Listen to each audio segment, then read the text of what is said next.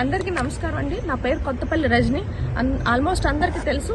ఈ పాటికి నేను వీడియో బయట ఇస్తున్నానంటే టీడీపీ వాళ్ళకి ఎక్కడో మండుతున్న వాసన, కాలిపోయిన వాసన స్టార్ట్ అయిపోయి ఉంటుంది. ఒక్కటేనండి, June 4th ఎలక్షన్స్ రిజల్ట్స్ తర్వాత నా మీద ఎన్నో ఎలిగేషన్స్ తీసుకొచ్చారు, ఎన్నో మాట్లాడినారు. కానీ నేను దేనికి స్పందించలేదు, దేనికి ఆన్సర్ చేయాలన్న ఉద్దేశంలో లేను. ఆఖరికి కొండ మీద అమ్మవారిని దర్శనం చేసుకుంటానికి వెళ్ళినా సరే నన్ను ఆపేసి నుంచోబెట్టి ఎన్నో తతంగాలు చేశారు.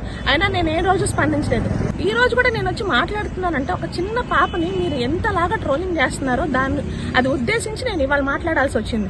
ఆ పాపకి నాకు ఎటువంటి సంబంధం లేదు. తను జగన్ గారి మీద అభిమానంతో జగనన్న అనుకుంటా ఎంతో ఆప్యాయతతో వచ్చి సెల్ఫీ తీసుకొని వెళ్ళింది. ఆ తర్వాత సాక్షి వాళ్ళు అడిగిన క్వశ్చన్స్ కి కరెక్టే కదా చెప్పింది సమాధానం.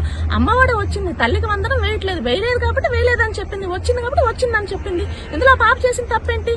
దీనికి ఆ పాప నా కూతురు అని చెప్పి మేమిద్దరం మహానటుల వంట, కళాకారుల వంట. ఏంటండి ఈ మాటలు? అంటే మీరు మహానటి సావిత్రి గారిని కించపరిచినట్ట, లేకపోతే కళాకారులను కించపరిచినట్ట? ఏ విషయంలో మీరు అట్లా మాట్లాడుతున్నారు?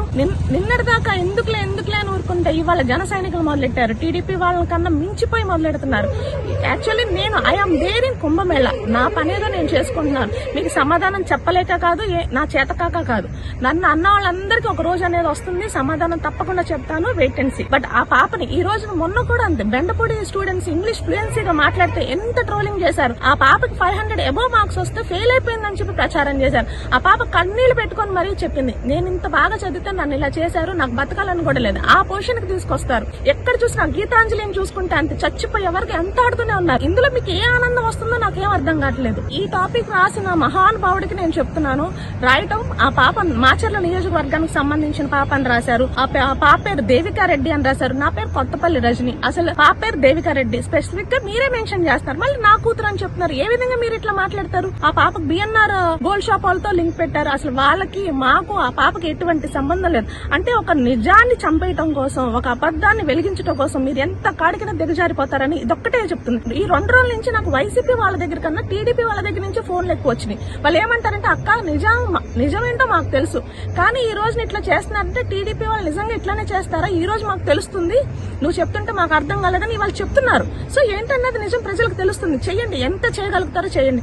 మాట్లాడాలనుకుంటే టాపిక్స్ లేవా? మద్యం ఎగరలేకపోతుంది, దాని మీద మాట్లాడండి. మహిళలు దారుణంగా హింసించబడుతున్నారు, దాని మీద మాట్లాడండి. సూపర్ 6 ఇస్తానని ఎగరగొట్టారు, దాని మీద మాట్లాడండి.